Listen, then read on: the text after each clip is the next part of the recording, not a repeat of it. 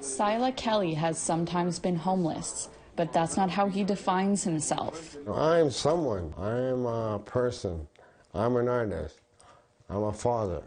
I'm a citizen. I'm an uncle. I'm all these things. I have to make sure I grasp and acknowledge that I am these things. I'm not just a homeless person. I am someone. Comm-Unity Centre has a similar philosophy. It considers unhoused people just part of a community and provides a safe space for the unhoused and housed residents of Montreal's Milton Park neighbourhood to interact. It's home to a workspace, library, and small outdoor space, and connects volunteers and support workers with the neighborhood's homeless population. We are looking for people to lead workshops with art and teach some Concordia students and things. And would that be something you would potentially be interested in if we could get the funding? Yeah, I'd be interested. Sila is a frequent visitor of the centre. He's also an Inuit carver who's been living on the streets of Montreal for about a decade. I come from an artisan family.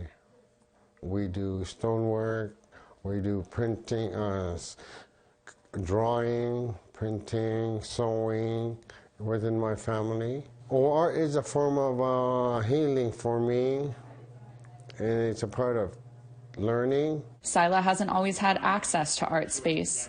When he first arrived in Montreal, it was a tough adjustment. When I first came down here, I had a culture shock. The hustle and bustle, the noise pollution, everybody for themselves mentality. I come from a very close-knit community where everybody knows everybody. And it's more homey, it's like people helping each other more. By accessing Montreal-based services like Open Door and Comm-Unity, he's been able to sell his art and just got an apartment. It's a struggle still,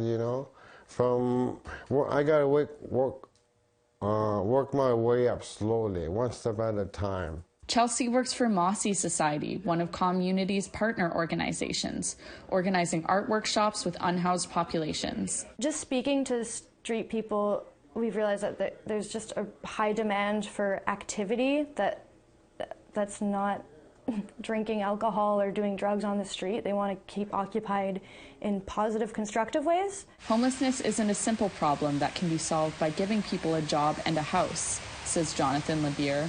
He's the director of Comm-Unity.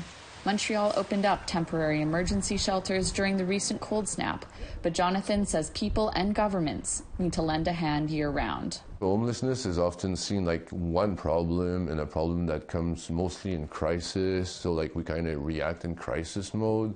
So I think often it prevents for sustainability, from building a relationship that lasts with a participant and an organization. Jonathan says building community is vital to helping the unhoused. La seule façon de réagir à l'itinérance puis d'aider, c'est it takes a village, c'est que ça prend une communauté complète où chacun est aussi important en fait qu'un autre dans tout ça.